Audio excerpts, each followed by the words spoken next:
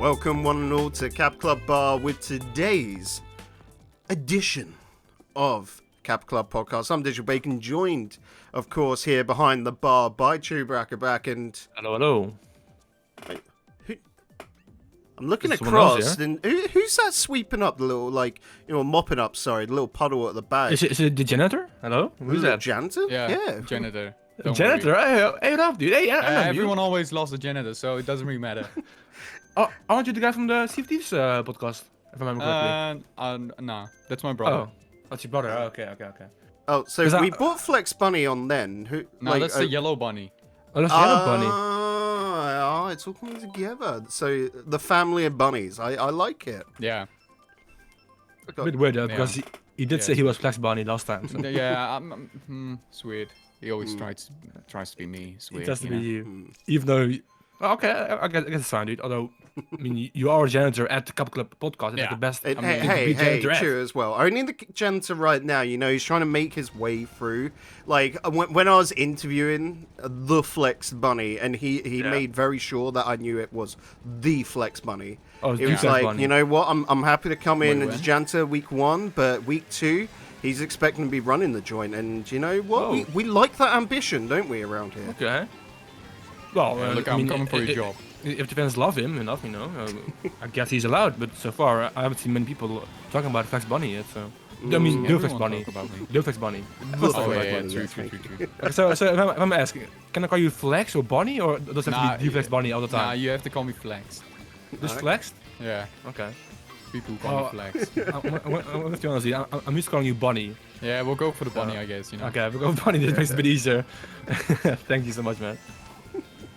I love how it's like, is the Flex Bunny, but just Bunny to friends, like, as if you're that important. We're friends, Bunny? Pleasure. Nice, dude. That's alright, It's a good life to be a janitor, I guess. Play some MarioKart with the boys. Yeah, of course, got Don't do it, man. Be chill.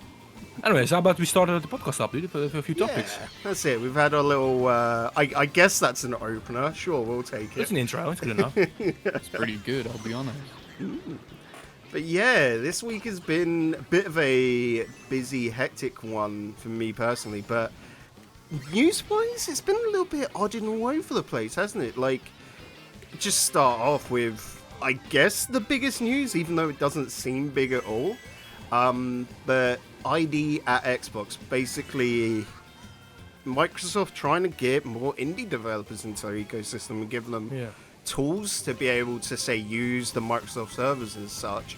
And this feels weird to me purely because this, for them, felt like they were trying to announce it as a big thing, and it's just indie games, right? Like, what has become of the world where indie games are now a big selling point or a big talking point for a lot of fans out there?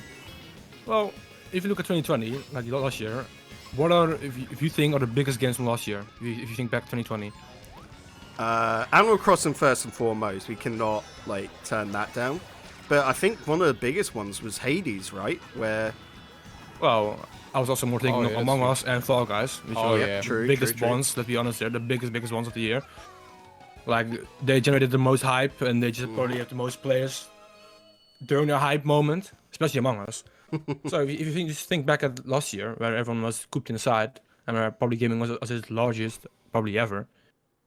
Like, Among Us and Fall Guys were the big boys that year. Like, I guess Animal Crossing was in there as well, but Animal Crossing also died pretty fast. And it's just one of those games that will always get hyped, just because it has a big fan base. But games like I said, Among Us and Fall Guys had no fan base, no one knew it existed before it came out. So that alone shows how big of an impact indie games can have. Because it doesn't matter if it's a AAA game or an indie game, as long as the game is good, So I think it's only good from Xbox, because Switch actually Nintendo already did it a long time with their whole indie direction stuff. Because they know that indies are also important for a console. Because if I look at my favorite games, I would probably put Shovel Knight in there, and probably Hollow Knight's in there as well. Celeste, it's a big one. Yeah, good one. Yeah, good one, dude. You also like Hollow Knight? Yeah, Hollow Knight, great game. I mean, Bunny is the one that introduced me to Hollow Knight, so I should probably thank him for that, even though he doesn't like it himself that much. but it's still a good game, you know. So just to clarify to everyone, I defeated 3 bosses. Don't worry. 3 bosses out of how many? 30 or something? Nah, it doesn't really matter, you know. We're not talking about that. Okay. Hollow Knight is a hard game, but yeah, you're right. Like, and it was interesting to see Among Us because not to throw any shade out there, but it seems like the Among Us lot or the Among Us fans largely sort of had this weird crossover with a lot of Fortnite and younger audience fans. Again, no hate towards Fortnite, or because I know, like, you know, being a boomer, Chewy and Bunny, I'm expected that I should just hate that game through and through. I don't get it. It's not for me. I'll say that, but it's a good game nonetheless, right? Like, it's incredibly well made. Fortnite here. But I'm just saying, like, you had a lot of like YouTubers that made their career purely out of Among Us. Like, from my understanding, YouTubers such as, say, Corpse Husband and all of that, which were, not to be harsh, irrelevant, or I'd never heard of him beforehand. And now he's suddenly in, like, the top, what, I would argue towards 20 YouTubers on the platform that are constantly putting out content, which is crazy, all off the back of one game in the space of 1 year. And you saw, I think a big thing as well is that a lot of YouTubers and Twitch streamers got together because, the lobby's 10 people in it. So you had, like, communities build from that game.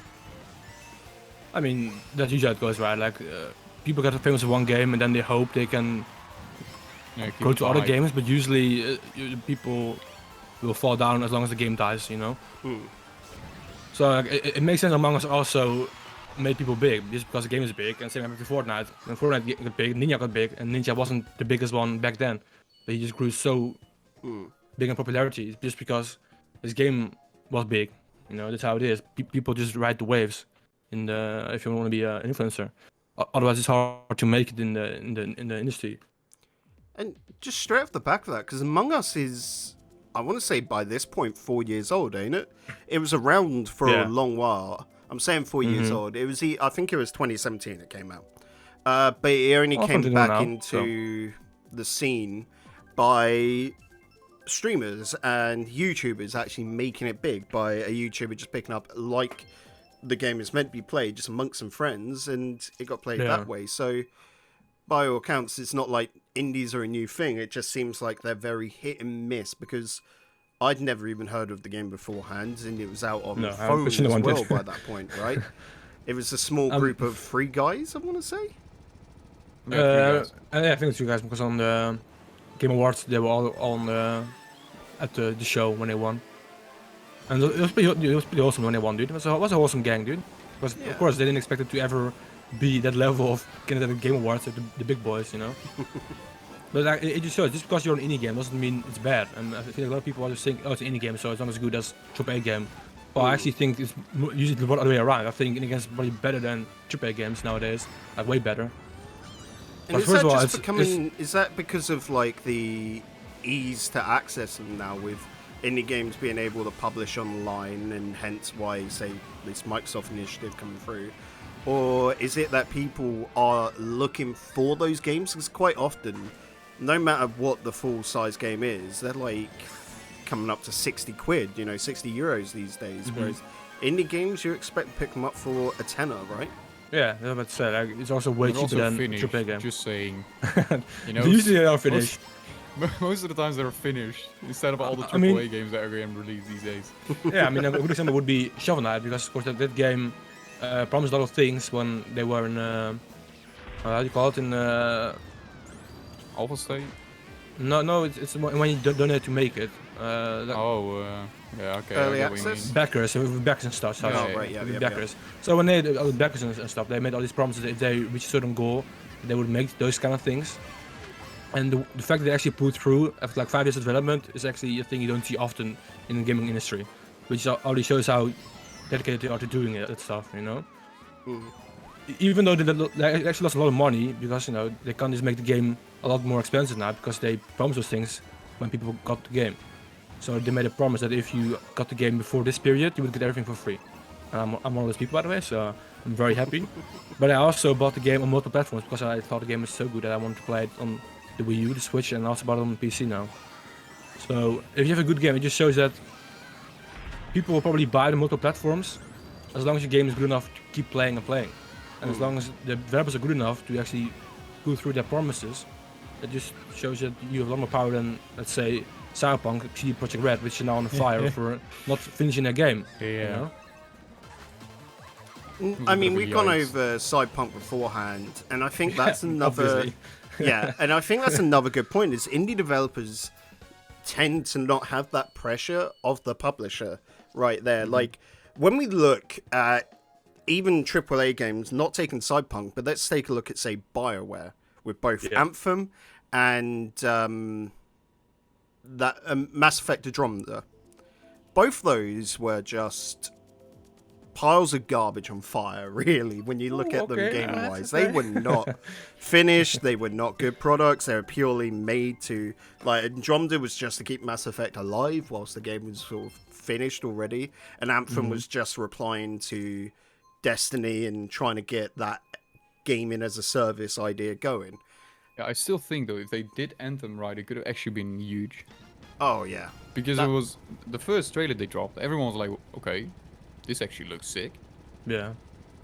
With robots and stuff. Yeah, you know, you're flying around in an open world. But the flight mechanic wasn't put in, apparently, until like 6 months before the game was first launched. Like, I'm also pretty sure you could get late gear, like the highest possible gear, like super early on in the game, and it was just nothing, you know? Bosses were so easy to kill. There was no grind to it at some point. I mean, I guess the same was happening with No Man's Sky, you know, because they showed the trailer, which looked amazing, but then the trailer turned out to be not what the game stays right now. And it's usually just because the developers are being too ambitious, because of course, like nowadays you have to have something big in order to sell your game. Unless you're like a FIFA or whatever, where you know you're just playing football. You know, you do something, you can't really do much to football. Like. Yeah, just make the crowd a bit better, and then everyone will be like, yeah, whoa, I guess that's big. Well, I mean, it's just like you buy a game to play normal football, the same way when you would buy F1 to just play normal racing. Like, if you buy a new Mario Kart, you expect it to be different than the other Mario Kart, just because it's supposed to be crazy and wacky, you know? So you hope it's different than the other one, which might always improve on the game with new mechanics. So, it just... Nowadays it seems people are too ambitious with their games, and then they give it an estimated release date. Like the same with Dying Light 2, they give it an estimated release date, now we're already 2 years later than the estimated release date. So it just shows that games nowadays are not near being finished when they get announced, and then usually they're not even finished yet when they do get released. It's a weird, I would say, toxic environment right now with the whole gaming industry, because you can't really be hyped for a game anymore, because you don't even know if it will be released this year, you know, or next year. To counterpoint that, I think Cyberpunk was the tipping point of it. And now we're on like the opposite side. Things are going to get better purely because hopefully of the backlash from it, and you're starting to see developers not so worried anymore about announcing that game's going to be delayed. About announcing that, like another game for me personally was Vampire the Masquerade Bloodlines 2, which was a very big hyped sequel to the first game, which was a cult classic from like 2003, 2004. And it only got relevance again because tabletop RPGs are becoming big again. So making a video game off it, perfect sense. But yeah, that got delayed last year into the end of this year, like December time. And then a couple of weeks back, they just went, oh yeah, this has been put on hold indefinitely. Which is like, as a fan and someone that was hyped for this game, you're there like, what the fuck? But clearly things weren't going right. And you prefer... Like, especially with franchises, a game not to release over a bad game, right? Because you don't want to... I don't want to say damage the image of it, but yeah. You don't want it to be sour. You damage the image. Yeah. Like, whatever it is, even if your game is shit, you should damage the image immediately. Which is why CD Projekt Red is now... Like, it used to be really big, but now they're actually frowned upon. Because of Cyberpunk, which could be like they wanted to be the big breakthrough after Witcher 3, which was their big breakthrough, and now they're just, I mean, I guess the same as Bethesda with the whole Fallout 76 situation, where there's also they were considered one of the worst gaming companies out there just because Fallout 76 now they handled it with or loot boxes and stuff. But it's also dying out now, loot boxes, just because loot boxes are not respected in the gaming industry nowadays. Yeah, CD Projekt was like one of the, I would say maybe even the most respected gaming out there, but like... I think the most respected would be Rockstar, right? No, Rockstar got like shitted on after like the whole thing with online, you know, GTA Online, where they kept just being like, hey, cards. you know, yeah, the shark cards. Okay, makes sense. And with CD Projekt, it was always you get the game, you know, we'll show you what you get, and especially with that Witcher season pass they did, like the DLC that they brought out was so huge. Everyone was like, okay, well this is what a season pass is supposed to be. Yeah. But well, after Cyberpunk, they they're a bit gone now. I mean, it's how it is. Like you kind of like they literally betrayed or lied to their players because the things they showed are not what the actual game is, after all. And the same happened to No Man's Sky. You know, they show things are not actually there, and they always get time to get back from it. Like No Man's Sky did it as well. You know, you just gotta work hard and make sure you do your fans justice by fixing your game what you promised them. Yeah, that's the only reason they can get back. They're probably going for it, but will take a very long time. Of course they're gonna. I mean, it's stupid not to do it, you know. Because after that, if they release something new, no one's gonna trust them again. Yeah, afterwards, if they don't fix their relation with their fans, which makes sense. Like it's also just annoying because I feel like companies should just be more honest about what's going on behind the scenes. Like a big thing for me was with Metroid is when they actually did tell us about how they want to restart the game instead of not telling us at all, you know? Because they know, okay, it's going to take a little bit longer, and I'm okay with that because they're going to fix the game and they told me what they're going to do with it. So I feel like companies should be more open about what's going on behind the scenes for fans. But at the same time, Nintendo always announce way too early about upcoming projects and that. Like Metroid, at this point it's going to be like 5 years before it comes out. Breath of the Wild 1 was a good 4 years, I think. Well, it's miss. Nintendo needs to calm down on that aspect when it comes to the first buy. But that's just because people are hyped for it, so they want to put it out, ain't it? Well, as I said, it's not like a hit or miss, because if you look at Martin's Aces released in the same year, if you look at Paper Mario released, I think a few months after it was announced, if you look at Luigi Mansion released the same year, like it just hit or miss when they announce it and release it. I mean, look at Golf as well. Golf is also going to release this year, like a few months after the announcement. It just seems that probably the big title, like Breath of the Wild, is going to take a lot of time, you know. So it seems that they want to assure people that it's in the works, but it's still going to take a long time. And I think Breath of the Wild 1 was the whole problem is that they also had to make for the Switch, so that just pushed it back more than they wanted to probably, because they had to make it for the Wii U and for the Switch, even though the Wii U was not capable of properly handling it. So they had to rework a lot of stuff to make it playable on the Wii U. Yeah. Because they did promise it for the Wii U, so you can have a problem there if you don't release it on the Wii U. I'm pretty sure they even first they went we want, you know, it's gonna be Wii U main system. Yeah, that was the initial idea. Switch came up and they were like, well, gotta probably put it there. It definitely felt like they delayed the game purely for the Switch launch. Like they could have probably put it out 6 months earlier, but Nintendo don't do that. Like, what was the game where you play like a little Nintendo-owned indie game where you play as like 2 paramedics and you just gotta put people on the stretcher? It came out like last year. That was on the service for like 6 months before that actually came out. Like it was on the Nintendo servers. And because, you know, data miners look at all that stuff, and they could see the release build was from like May, and the game came out in November time.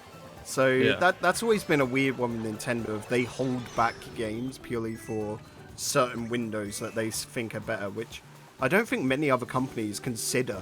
Like the only time I've ever seen that is to put out like say a shooter to try and, you know, reduce the sales of Call of Duty with Battlefield and that versus Call of Duty and like that competition, not just when there's no competition to it. They're just like, nah, this ain't the right time. We'll just leave it. It feels so weird.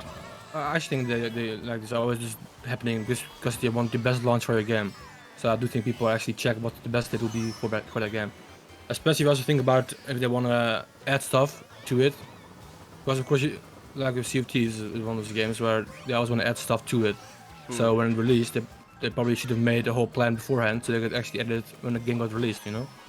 And I think a lot of games are already working on things to release for the game, so they're probably gonna wait a little bit longer until they have this more finalized, so they can add it easier to the game after the release. It's probably the way to do it. Speaking of releases as well, my dude. No, I'm not. You didn't agree? I'm having. Oh, I agree. I thought you said. Am I okay? I'm sorry. I agree. I agree. I'm sorry, dude. I don't think you're okay if you look at you at the back there, dude. Nah. I'm not okay. I'm not having a great time at the moment. I don't know how that didn't hit me. Sorry. Yeah, Bacon just hacked the game, by the way, guys. You all saw it on the podcast. I didn't have a green shot. You didn't hit it all somehow. I think I was still in like invincibility frames or whatever they call it because you hit me with the red. I timed it well. You should have won that. Makes no sense. Yeah, speaking of new releases and that, sort of weirdly going to a new tangent to a release I don't think, especially I didn't expect, but Rocket League Sideswipe. Now, everyone at home clearly must know we're big Rocket League fans. I think Buns is the biggest Rocket League fan around here. Yeah, you know? Yeah, definitely. Gold player? Gold player, right? Nah. You higher gold? I'm plat. Platinum? Yeah. Wow. This man, dude, he's crazy. But to be fair, he did play a lot more than back in the day when we were supposed to play a lot more. Because he had different friends to play with for a while. This guy, dude. Yeah. You know. Wasn't really my thing, Rocket League, you know. And, still not. Well, I mean, you're not really, I guess, into that kind of games. You're more into shooters. So, that makes sense. But yeah, the Rocket League app, dude. Like, to me, it does make sense, to be honest. It does make a lot of sense. Just because we already spoke about this during the Spyro episode. Where it's just easier to make your game accessible for phone. Just because you have a way bigger audience on phone than on any other console or PC. Because everyone owns a phone, you know? So it's easier to make a game on there and make some money with, I don't know. I don't know if they're gonna make decals and stuff like in the real game where you have to pay for it. Yeah, basically it looks like you're they're telling me is Rocket League coming for the phone? Yeah. It's a different Rocket League, it's not the same. Okay. It's like 2D if you get the idea of it, so you're going side to side for the goal instead of like the full 3D side swipe. world. Yeah. Okay.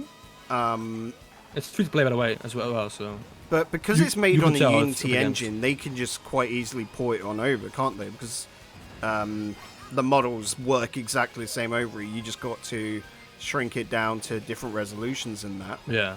But face it, Rocket League already runs fairly okay on the Switch. So having a mobile game, this looks like it's probably going to run pretty well. But I think this just came out of nowhere because a lot of big gaming companies don't take mobile seriously because the size of mobile games, just because of the fan base and what they're into there, aren't into big games on phones. They just want, something you can play on the toilet as the benchmark, 5 minutes and in, out, that's it, one game done. For the common person, because of course, the biggest games on mobile, stuff like Fortnite and PUBG, so they're the exception to the rule, really, aren't Mario Kart. Mario Kart Tour's a pretty short one, come on. Okay, I mean, I guess like 2 minutes, but... Pokemon Go. Pokemon Go is still the biggest game on mobile. Oh yeah, obviously, dude. It's Pokemon. It's a big franchise, and it's well done. It's a good game. I want to say over in Asia, it's the Fire Emblem Nintendo game or something like that. That's pretty big over there. Also, Genshin Impact. That came out, of course. Oh yeah. I forgot about that game, dude. To be honest, I forgot it existed. It's a good game, but yeah, it's. I mean, personally for me, it's too anime, and like people like anime, that's fine with me, but I don't like anime myself. So when it's too anime, same between me with Xenoblade. Like Xenoblade 2 is just less fun to me because it's too anime for my liking. Like the style and stuff, I'm not really into it. The big boobies, oh man. Oh man. Okay. The big bonkers, dude. Hold up. I never knew this. Dude, the Smash character. You know about her, Oh, dude. you mean that one? Yeah. Oh yeah, yeah. She's on Xenoblade 2. Big milkers. Big milkers. She's on Xenoblade 2, so. Oh, whoever picked. Why do you pick Baby Part? This is the worst track in the game. This is the best. This is the best map. This map is chaos, dude. And we like chaos in this podcast, let's be honest here. It's all about chaos. I mean, dude, chaos. Talk about chaos. Splatoon won a chaos battle anyways. I think it was chaos versus Order and Chaos 1. It's people like Chaos more than Order.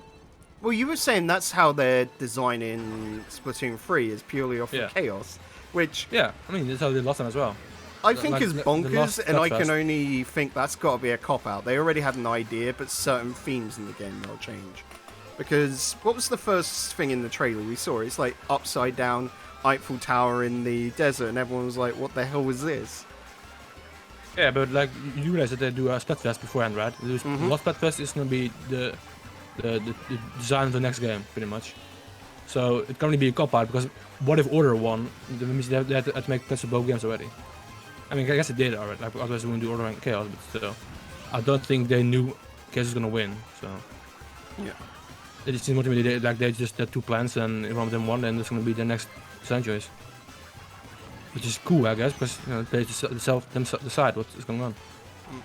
And the nice thing about Splatoon 3 is that because, again, it's on the Switch, they can just take over a large portion of their assets, can't they? Like, they don't have to make it from the ground up. Yeah. I mean Splatoon will probably be fun. Like, it's going to be Splatoon again, you know. It's probably going to be too different, but Splatoon is fun anyways. Even if it's going to stay the same. Anyways, back to Rocket League, dude. Yeah, have you seen the Rocket League? I've seen the Rocket League Formula 1 and NASCAR as well. And NASCAR. Yeah, that intrigued me most because with something like that, Rocket League. So we've also within the Rocket League community have got a big thing going on about whether Rocket League is a tier 1 esport. So that, like your top tier, your biggest esports in the world. Because when you think of esports, you think more towards Counter-Strike, Overwatch. Yeah, CSGO. Yeah, and whilst Overwatch isn't on that top tier, Rocket League's a hard one because when you compare money in Rocket League, so generally over a space of a year, prize pooling, there's about $4 million in Rocket League, whereas Counter-Strike, you're looking, just 20 million easy plus, and that's just me off the top of my head. There's going to be way more than that. Dota, their worlds generally have, like, I can remember a couple of years back, it was 17 million for one tournament at the end of the year. 15.8 for CSGO. Oh, okay. All right. But some big difference, right? Yeah. Big moolah, yeah. About 4 times the amount of Rocket League, yet they're on the same tier. And it all comes down, and the big contrast there was just league play within Rocket League, or not league play as such, but just a regular group stage of the tournament, was getting 150,000 viewers on Twitch alone, compared to the same sort of league play going on for CS with their ESL, was it the Intel Extreme Masters going on last week? But yeah, that was only pulling in 70,000. So it's weird, like, how do you judge a game in its size? Like, this is just on a competition level, but like the same with games in themselves. Like, video games are quite easy because you can have like the Steam charts and all of that telling you how many players are playing. Like, the one that always surprised me was Payday 2. It's still one of the biggest games on Steam, and that game's old and always has people complaining about it, yet people love that. The same with GTA, right? That's funny because when he recently talked about Payday because he saw some DLC. So I went back to the game and then he realized how slow and just different the game is than games nowadays. Like Payday used to be really slow, and back then it was fine. But if you play newer games, then you start to realize that it's a pretty slow game. How it just works and it just looks as well. It just looks old when you play newer. It's definitely I want to say they call it the diesel engine. Is way out of date. Like, this would have been fine on the PS3, but this ain't the PS3 anymore. And I guess another announcement: Payday 3 is on the way. This? Yeah, I did see. Man, they got funding, they were actually working on it. They've been working on this for like the last year, but because of how game development works, they needed a publisher. They couldn't go in on it themselves because it's a lot of money, right? And they were finally able to get, it's a Swedish publisher. I can't remember the name off the top of my head, but they secured a $50 million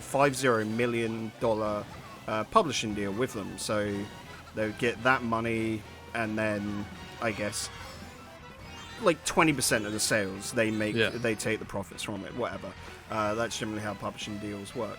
But that was big because they've been very open about the entire process of the way, which is quite cool. Like, we saw it a little bit with Cyberpunk, and that's why people love CD Projekt Red back then, because it's like, oh, it's the openness of it all, and, like, being able to trust in them. Oh, boy. But yeah, they've been saying, like, that one this is it's badly. So, and they've even said right now, we've been moved back 6 months, because it took us a while to find a publisher, because Corona, right? So, money's a little bit of a weird point at the moment, but this company's come on, they've accepted it, and they pushed the release date from the end of 2022 to like mid 2023, which is just them saying we haven't been working on it. We've done the planning and, you know, the actual writing it out in Word and getting the character ideas and all of that set up, but we haven't actually started putting action into the game, like designing models and stuff, because the members of our team are better placed elsewhere on smaller projects, or like they're still a company that'll be contracted out to help, like quite often towards the back end of gaming development, like the last 6 months, where you've got to rush out the development. A lot of big AAA companies will bring in other studios. Like, take a look at Psyonix from Rocket League. They have worked on stuff like Unreal Tournament and that way back when, and there was another Vampire Hunter game which never really took off, but like, they were one of those studios before they got Rocket League, and hence why they were like that indie hit, even though they'd done so much work in the past with big developers. And it's quite cool to see Payday keep going alive, and hopefully a brand new engine. Like, there's been talks that they might just put it on the Unreal Engine, which is very much needed, because you play Payday 2 now, and it is a stutter fest. Bad. It is in a bad state. The game is so much better, but it's hard to play it at more than 60 FPS, you know? I didn't expect it. Like, I went in being like, good times. Payday, one of my favorite games. I booted up, I'm like, what the hell even is this? I mean, to be honest, like the whole thing you said about Overkill and not working on a game yet does sound good to me, because I'm also a programmer myself, and I know, and probably a lot of people know, that a lot can go wrong during the coding process of bugs. I mean, you look at Cyberpunk, Cyberpunk is an easy example to get for every thing that went wrong in the gaming industry, dude. Everything went wrong in Cyberpunk, pretty much. So it sounds clear to me. They already made a date for a game that they didn't even work on yet, and. To be completely honest, the latest things Overkill worked on, developers of Payday, weren't really that good. Like, pretty sure the latest DLC was pretty bad, and of course the Walking Dead game they made was also really, really bad. Oh, they also do like this one war game, or am I just... Or was it another publisher? I don't know if they did a war game. I thought they did like an kind of Payday, but it was like World War II and you had to steal... yes, The Raid, I think it was. You're right, which was meant to be the sequel to Payday, and it completely died on launch. Yeah. No one picked it up. I mean, it's the same happened to the Overkill Walking Dead game, dude. So the recent projects haven't been great, so them saying that they didn't even work on the game yet, it just sounds concerning to like someone who would buy the game. Because I'll probably buy the game with the boys if it was a good game, but just the way it sounds right now, it doesn't sound really promising. And I've learned from the gaming industry recently where you should be hyped for any game at all, dude, because any game can be shit. Even the best game can be bad when you actually play it in your hands. And I think that's a weird state, because, like, to take another game that has very mixed opinions about it, Tarkov, Buns, we're big fans of this, and that's still in early access. I'm okay. You're okay? Yeah. I'm saying you enjoy playing the game, right? Yeah. Yeah, okay. For like 5 hours or something. So. Yeah. Very really short time. And then try to make a video on it. But Tarkov was another one of these that popped up like massively last year, and arguably the year before, but that's still in early access. They came through and said, we expect this to be in full release next year. towards like the end of next year, they reckon they'll be in a state to call the game finished, which just feels so weird because you play it now, and by all accounts, even though the balance is a little bit off and the game still has a lot of bugs to it, it feels like a finished game. Like it's already got enough in it to be counted as that, but it's just all like it's weird to define an early access game these days, I think. I mean, look at Minecraft. That game's never finished as well, so maybe I guess you could also consider that game early access because it's never gonna get finished probably. They're also gonna update the game, and it probably never will die because it's a big fan base. But it's hard to know when a game is early access. Because if you look at Valheim, that game is also early access, but the game already looks like there's any bugs in the game, you know.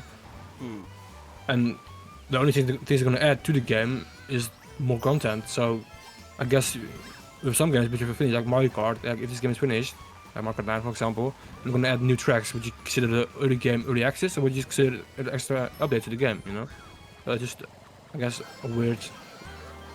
It's just like a weird thing, I guess. You say call it early access when they're just adding updates to it. Yeah, when every game has DLC, like when you talk about Minecraft, those updates are always free, aren't they? I mean, you can pay for stuff in Minecraft now. Like there's only for Bedrock though, I'm pretty sure. It's only Bedrock Minecraft, not Java. Yeah. The only thing you can pay for on Java is the realms, but that's pretty much just service. Huh? Yeah, it's a service. You have your own server easier. There's not really DLC or whatever. But when it comes to Minecraft, it's in that sort of like weird state of feels like the content in it was finished ages ago, and this is just a team that, because the game is still alive, because people are still paying for those servers, they're still making money off it, that they're just like, well, let's keep giving fans a reason to stick around and come back, because you can't live entirely off modding. Like, you take games like Skyrim, for example, that's still alive to this day, and it's purely off the back of modding, but they have nowhere near the same install base, or not install base, but the player base currently going that Minecraft has, you know? Well, I mean, Skyrim, that's just more accessible with mods, dude. Because I'm pretty sure there's a modder right now, there's like several modders who are working on like adding an entire new region from from the Skyrim world, and just adding new NPCs, quests, and things. It's pretty much just a new game. I mean, that's quite insane if they go for that as a mod. That's been done tons in the past. And the weird part of it, because I only bring up Skyrim because it's always fresh in my mind, because I tried to download Skyrim on the Xbox Game Pass because it was the special edition, you know, the one they released like the last year or something like that, which the was one with the HD textures or something. Yeah, I think it goes up to 4K in that now, like, but their latest one, whatever, because the one I have on Steam is the Ultimate Edition as such, which was like back in 2018, whatever. But the new one again? Yeah, they keep up, like whenever a new generation of console comes out, they bring it out, don't they? Because they can just up the textures. I think they added HDR and all of that to it. But at any rate, that game is buggy as all hell. On Game Pass, it's got it's got 2.5 stars out of 5 because the game just continuously crashes. And people say, like in the reviews, if you've got an Xbox, just go download this on Xbox. It works perfectly fine.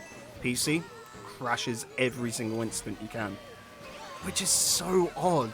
Like when you've got previous versions that work and you've got community mods, like when you go over to just take CD Projekt Red, their good old games, like as a service, GOG is fantastic because quite often they take community mods and just go to the modder and like, hey, can we put this like in our install version that we put out so that players can just have a functioning game, because most of the games on there are like 15 years old, right? So you need mods to make them work. And you know, a modder's not going to say no to that because they've just made it out of fun and put it out there most of the time as a passion thing. So as long as they get credited for the mod, they're quite happy because at the end of the day, as well as doing it for the fun and passion for the game, this is like a little bit of a portfolio for them, right, to get into game development. And we saw that largely from Skyrim, like you were saying. Like these developers are throwing back, being able to make in a 1-2-man team an entire new region, entire new world, like an entire DLC as a 2-man team is nuts. I mean, there's also a market does it. Like they also like the horses, I'm pretty sure, are from the More Creatures mod back in the day. So it just seems that the successful kind of games just use the community for good. It's probably also the way you should do it. Question. Yeah, same with Rockstar. Yeah, I mean, yeah, why not add things that are popular? You know, just make it for everyone. And you're talking about Minecraft having a bigger install base than Skyrim. Well, that just makes sense, just because Minecraft is more a kids game than Skyrim is. So kids are huge in the gaming industry because, you know, they probably generate the most money, I would say, and they also generate the most ad time. They're probably the easiest to influence. So just being able to cater to kids is probably just a really big factor for a lot of gaming industries. I think it goes a little bit not as harsh that you're aiming for kids, whilst you are. Well, you do want them because they've got the most game. free time. But it's that fact of if you make a game that's 18 plus, you can't get an 8-year-old playing it because their parents aren't going to allow them. You know. Whereas if you make MarioKart or whatever, everyone can play it, which is it's just you've got a much wider audience to be able to get a hold of. I mean, that's the whole reason we were successful, because everyone could play it. A little kid or your grandma, everyone could play it because it was not hard to do. It was really simple. Just sling your controller and you can play a game with the whole family. But just even on a little bit of a, I don't want to say a weirder note, but one that you might not consider is that, like, I would argue 20% of the Pokemon fan base on those games have got to be, like, over the age of 18 because of the nostalgia factor to it. But Pokemon for sure. Yeah. Did you say 20%? Yeah, I'd say 20%. I think more. You think more? But that just goes to show. I would love to know that stat. Now. Yeah. I would assume that now, and just the way Pokemon got back into the world, I guess, with the whole Pokemon kart thing coming back, it's probably a lot more than 20%. But Pokemon is such a heavily, at its core, kids game, ain't it, you know? Yeah. And it's not one of those that you can dip in. Pokemon, you sort of got to put a solid amount of time. You can't... I mean, you can play it casually, but you're not in the sense of you play for 5 minutes and then drop it. Like, you can't just play half an hour like you can with Mario Kart. There's those differences to them. Oh no, I didn't really play Pokemon much. The only reason I played is Pokemon Go and Pokemon Mod for Minecraft, so can't really speak for that factor. Ooh, Pixelmon, dude. I know Bunny is a Pokemon geezer. He likes I'm a Pokemon geezer. I like Pokemon. He also has a strong opinion about the new Pokemon game that released, right? Nah, it's changing, dude. It's changing. But when you were right, dude. You were right. So what, first that off, chibi Pokemon has always been the way. Yeah, listen. No, I'm not saying that. Hold on. That's a bit too far, dude. Come on, Bako. Come on. Brilliant, what was it? Brilliant Diamond and I don't even know the Pearl version, but alright. We're talking about those two. You know, first off, they got released. I was pissed, dude. I was very pissed. Didn't like him. They look trash. The chibi thing, you know, the character models, I think they honestly look trash. But it's just a nostalgia, dude. It's coming back. Every time I look at that trailer, I'm like, you know what? Just gotta get it, dude, for the Piplup. For the Piplup. Just for that Piplup, that Lucario, dude. They're all there, you know, the whole gang. You just gotta get it. Nostalgia is so strong that it works with any franchise. Like, if they remade Banjo-Kazooie, then it would also sell really, really well. I mean, you look at Spyro and Crash. Like, they're also good games, of course, but the nostalgia factor also helps out really well. It was that one with the lizard boy. They also remade that. Gex. Yeah, that. Gex. Did they remake Gex? I thought they had planned it, but they had left it. Nah, there was one, right? I'm pretty sure there was one, and then people called it super easy. Oh no, I'm not talking about Gex then. I mean, Spyro is also super easy. No, I know, but I don't know. I don't think I'm talking about Gex then. Spyro's the dragon. I mean, yeah, no, I know Spyro's the dragon. Yeah. I mean, I guess Spyro's kind of like a lizard, I guess, so maybe means Spyro. Nah, the green little lizard boy, dude. Platform they released. You could ask money for it. Ukulele. Yeah, thank you. That's a new game. Wait, was that a full one? It's a new game. It's not really a remake. I'm gonna take everything back I just said, eh? Although, like, the first one was inspired by Banjo-Kazooie, but it was also too easy. It was like, you could tell it was made for kids, heavily made for kids. That's how easy it was. I can remember Bacon playing it on the stream, and not even he was having a good time, dude. Even though he used to like this kind of games, it's really easy. Ukulele was hard. Was having a bad time. The Impossible Lair, which is the follow-up, which is in the 2D sort of style. So it's a 3D game, but they just made it a 2D platformer. That is good. What did I mean? Oh, the one you're probably thinking of, Yeah, the 2D one. Yeah. And it's more like, Donkey Kong Country, because funny enough, it's made by the same guys that made Donkey Kong Country over at Playtonic. They're the old Rare squad. But that game seemed to be more like they just tried it, making the Banjo-Kazooie clone. Oh, it didn't quite work out. Okay, we'll try doing the Donkey Kong Country stylings, and that just works so much better.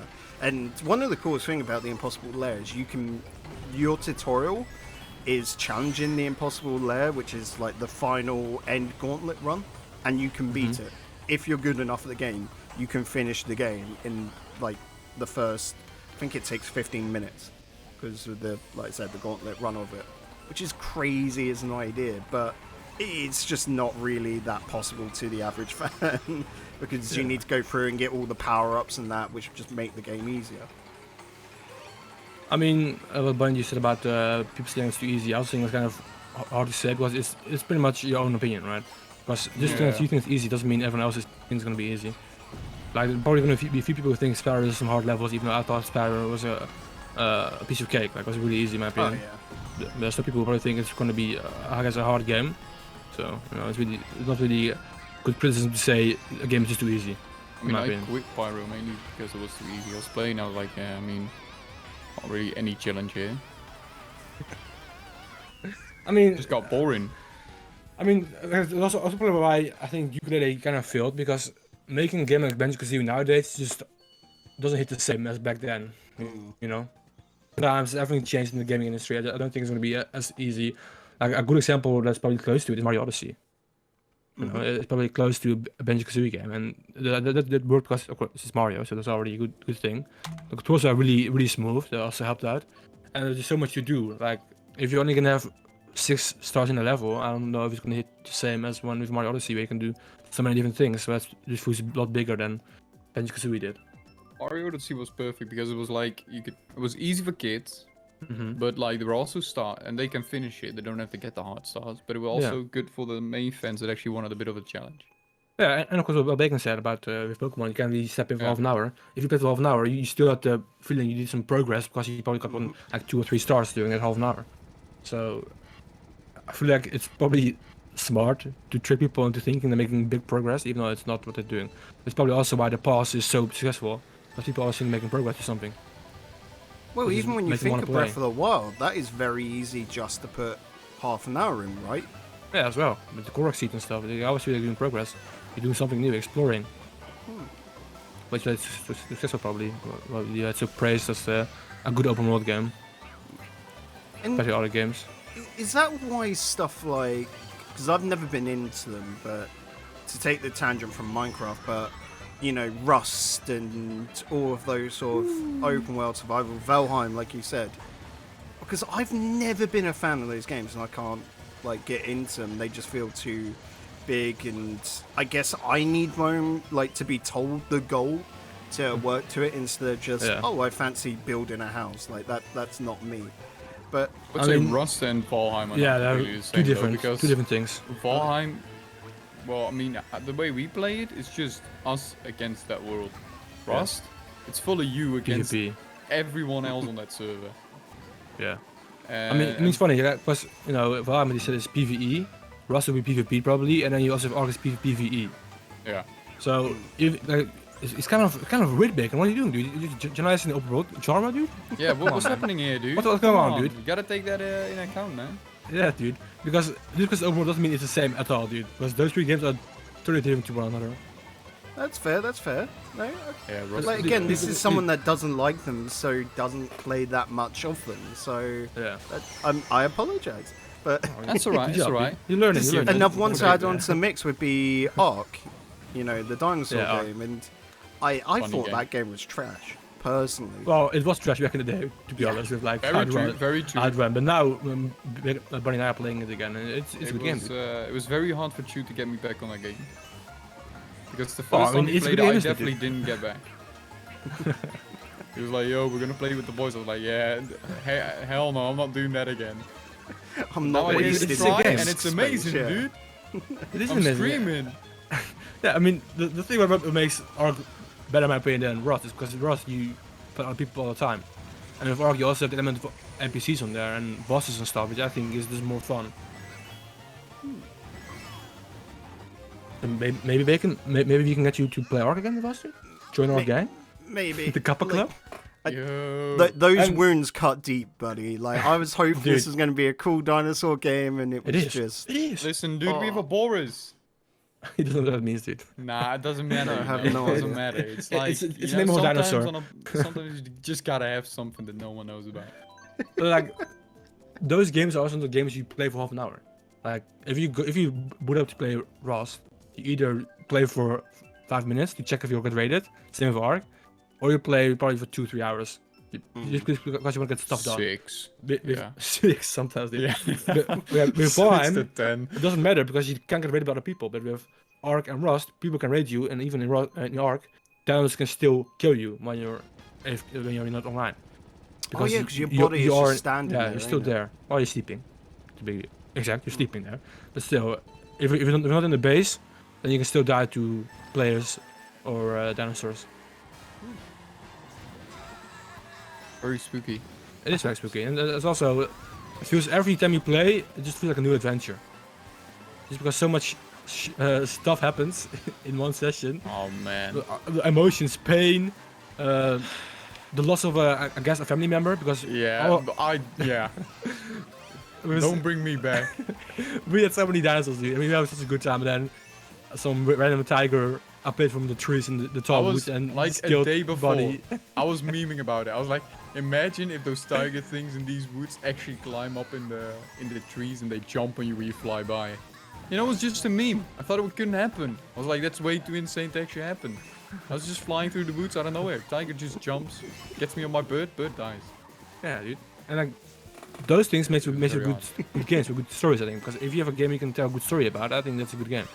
That's also why I like CT so much, because in CT so much shit happens where you just can tell a story about. Like all the times you get attacked by, I don't know, a good player. Because recently Bunny and I, it seems Bunny and I recently just attract a lot of power legends. Yeah. To our server. Like we're in the OP lobbies now. Yeah. So a lot of times we play the game, I mean, the same happened with you, Bacon, and we play with Gooms. Like, we still have fun adventures we remember the session by. And I think if you can have that kind of stuff with a game, I think that's a good game. Because when I think about Spyro, I just think about the easy levels I did. I think about a purple dragon, dude. Yeah, I just think about the easy levels. I just complete 100% the game. Perhaps for me then, it's because you're saying about the exploration aspect. Mm-hmm. Maybe it's the the procedural generation where they're just randomized worlds, whereas. Well, it's not in Ark. It's not. Non CTs either. What is Ark? Just a complete. I thought Ark was. Ark is the island and then other things, other maps. Ark has I think 7 or 8 maps now. There are 5 free ones, 3 or 4 DLC ones right now. Rust is completely different though. That's just random every server. But lately, it's you can change the maps. You can design your own map. So some people use the same map, but it's mostly random. I feel like I would prefer having just a map over random in a PvP setting. If it was PvE, then I wouldn't mind, like Terraria, Minecraft, and Valheim. Because then every time you play again, you have a new world, and I feel like you don't need a new world every time you play in a PvP setting, because you already have stories about to tell with PvP. Like, even about Ark, Buddy and I didn't really PvP anyone yet, but you still stories about people because some geezers built a giant house next to our what do you call it? Well, our shack. Not permanent. Yeah, our shack pretty much. Like our shack, dude. We built a shack just so we're safe there for the night, you know, because we were gonna log off, and then from there we want to make a permanent base somewhere. We log back in. There's a giant house next to us, dude, and they don't even know we live there yet, dude. So those people came closer and closer to our base, dude, without knowing we lived there, and the whole time we just got scared, dude. Like, what if they find us? Maybe they're gonna kill our dinosaurs or something, dude. So even if you're not PvPing, it's still fun stories about other people. That's why I think, I don't know, I just prefer having a normal map over generated map with other players. Fair. Especially because you can find over certain spots if you know the map, you know. Because obviously some spots is better than other spots, which makes clan wars better. I don't know, for me it was that case of like just, again, taking Breath of the Wild, like when you come across points, like, not Easter eggs as such, but where clearly one of the developers has spent a lot of time and care into that region, and there's just like an actual purpose for it being there. It's like a little statement, and you're just like, this is just really nice. Whereas you don't get that with procedural generation with those PvP maps. But I guess the procedural generation is to make the PvP fresher, because then you don't go into the lobby already knowing the best place to set up your base, you know? Yeah. Well, for Rust, it's definitely like, because it's PvP based, you can't do that. Because that game has so many no lives. Like, if you would make a map that is the same always, like, wipe day, everyone would already be like a full-out war on the spot. I mean, I think it doesn't really matter. No, I think it doesn't really matter if it's randomly generated or not. People playing the map's not gonna reset every month, right? Just the builds on the map's gonna reset. Rust, everything resets. Even the map? Yeah, the map. Also the map. Then I thought it was just like other episodes, just only the buildings get reset. Nah, Rust is like the entire evo on it. Some normally it's always just a complete new map, and others like put up some few maps that they generate and then be like, yo, you wanna vote? One of these three.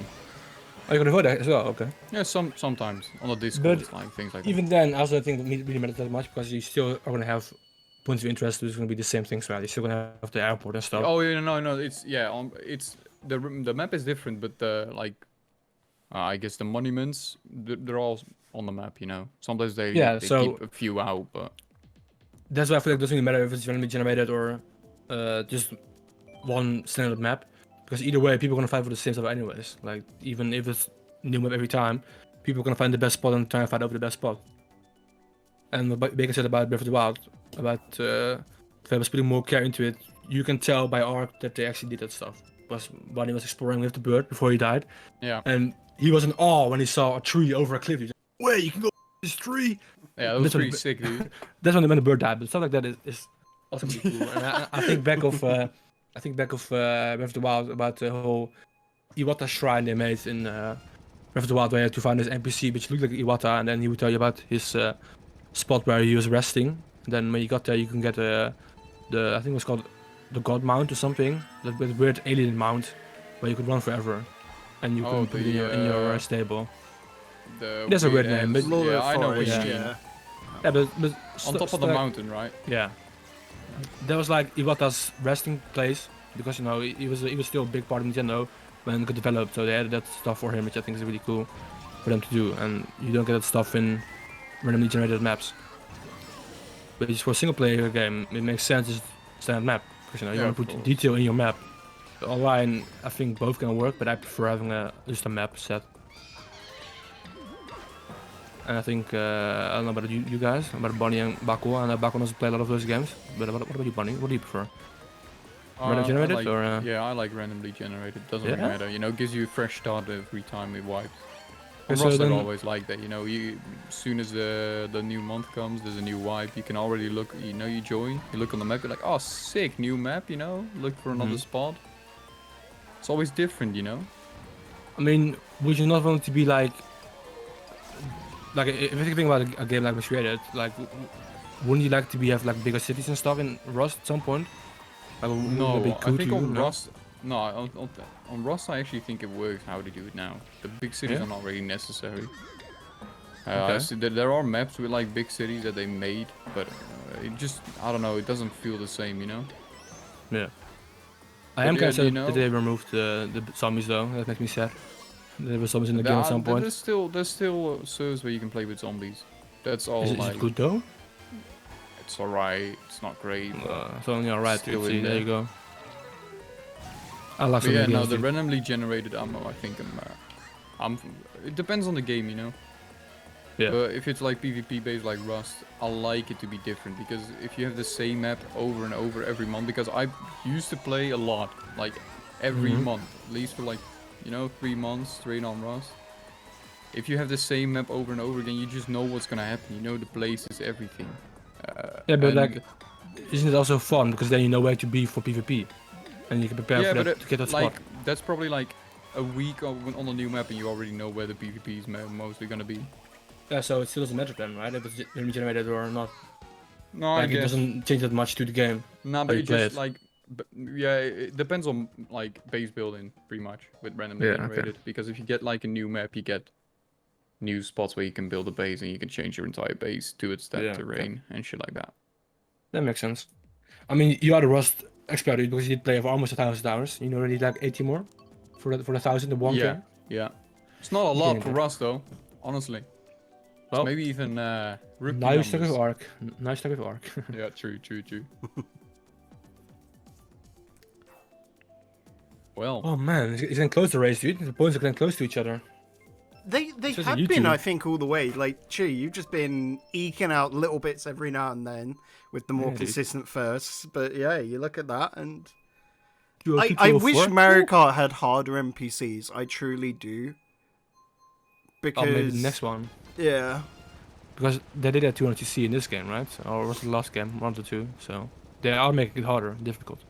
But that's just a speed thing. 200cc isn't that much difficult. It's just an interesting new way to play, because when you look at Mario Kart for it at 150cc you never have to brake.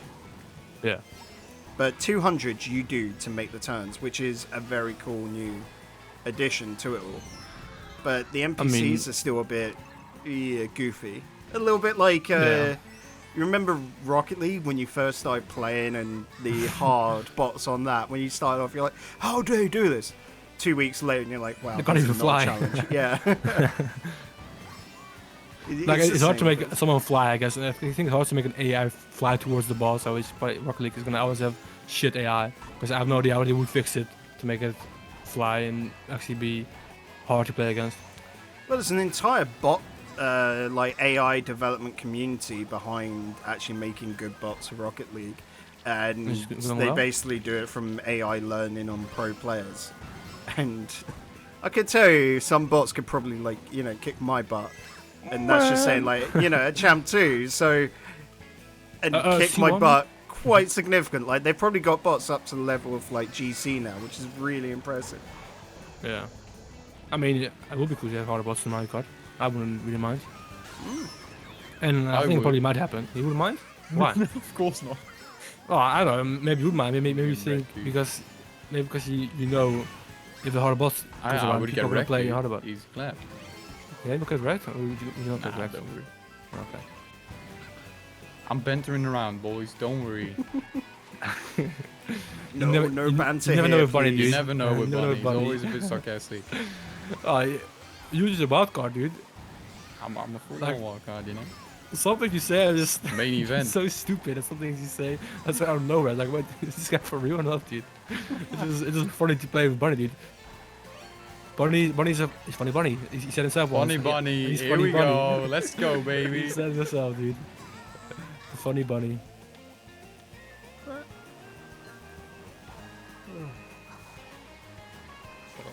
Looking at the time as well, probably getting closer towards the end, boys. I think we're getting close to the end, dude. Especially because I'm winning now. Flickering, dude. What's flickering? The lights, dude. the bar Oh lights. man, yeah, but you That's your job, buddy. Fix it, yeah, you're the janitor. Yeah, you're the janitor. janitor. I'm not gonna fix It's it. flickering. I'm not gonna fix it. I'm not gonna fix it. You're the janitor, dude. What I'm are not you on gonna about, fix it. man? It's alright, you know. Look, I'm quickly going to just open up the books. Gives a mood. Yeah, right here it says maintenance of electrical appliances and devices within the bar. Light bulb, is that a device? Nah. I think it is, yeah. Nah, I don't think so, man. It's your job. I'm the pro, so I should know. You're the pro? The pro fix it. janitor? Yeah, You're a dude. pro. Fix it then, dude. What, like, fixing Felix? I guess. Okay, you- good if enough. you- I'll fix it, dude. I'll fix it. If you have a golden hammer and it fixes things, then go for it, dude. True, I was very close to like writing that down as a bad mark on his quarterly review, but you know what? We'll let this one slip. How about that, buddy? Oh, no. Oh. Write it down now, please. I assume he's being sarcastic because he's funny bunny, so I think he's gonna fix it for the next time. Otherwise, I'm sorry, the Flex fans, you don't want to meet your next podcast. Flex fans. Hey, what's up, Flex fans? You already know. We out here.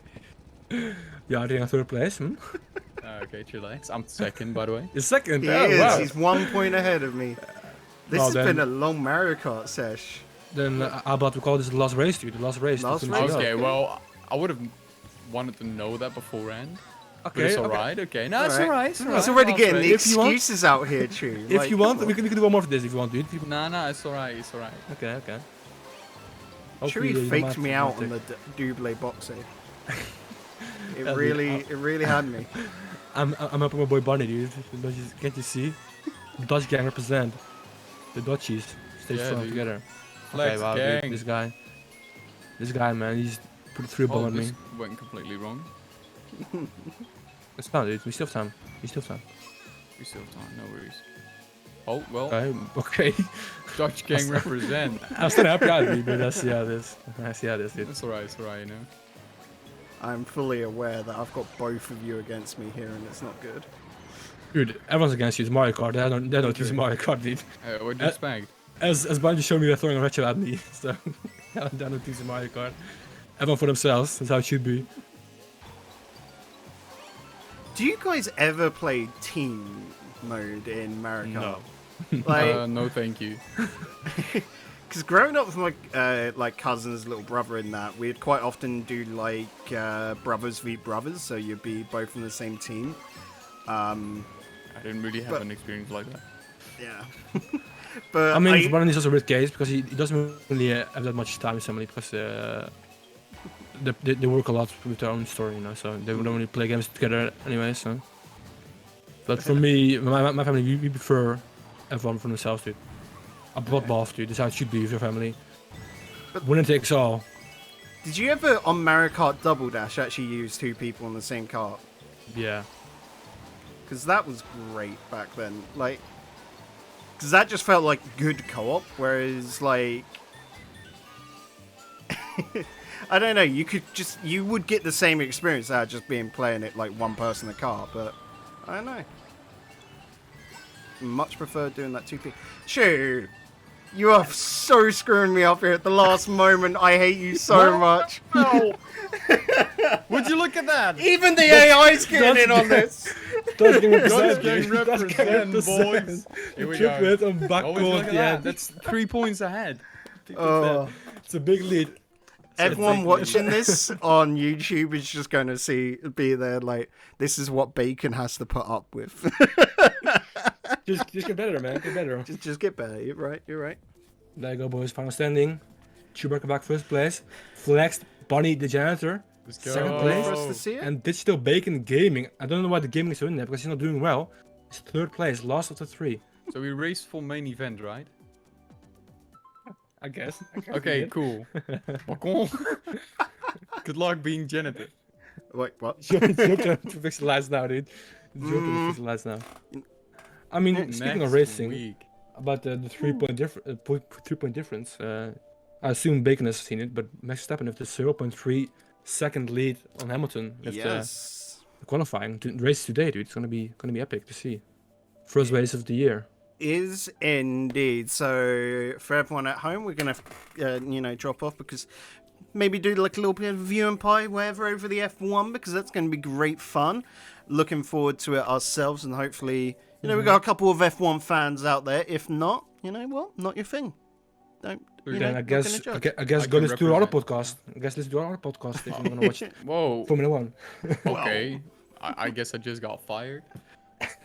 No, I'm saying for the viewers or the watchers, they can watch another podcast or listen to another one, because we do have three out there. There's a fourth one coming up in 2 days. So we're starting a library here, dude. Yeah. We are making a step in the social media world, dude. We are putting a mark down on flag. Kappa Club flag. Still saying it, Flex fans. Don't worry. I'll get the big TikTokers in here. Okay, dude. That's it. Buns, you're going to become... You're promoted janitor to TikTok influencer for the Kappa Club. Alright, let's go. We'll allow this. That's it. That's the review. At the end of today, Buns is getting promotion. I'm sure we've got loads of Flex fans out there that are absolutely loving to hear the news. But the news people probably don't love to hear is that we've got to close on up, boys. We need to... get everyone out of the bar. Unfortunately, our license doesn't go on for any longer. It's getting pretty late. We don't want to be done in, because if we did, might get caught, might get fined, might not be able to run the bar anymore. And of course, you don't want that. So a big thank you to everyone tuning in. A big thank you, of course, to both Chew and Bunny beside me here. Thank you, man. Behind the bar. It's so been nice. A pleasure. And of course, make sure to go follow us over on Twitter at Kappa Club Cast, and please do. Also on Instagram and on Facebook. I was gonna say. Yeah. And next week, TikTok. That's Bunny's department. Yeah. If there's no TikTok, you can blame Buns. That's it. Yeah. Prepare for the hate. Blame Bunny's coming back. But guys, until next week, stay safe. We'll see you soon. Bye-bye. Bye.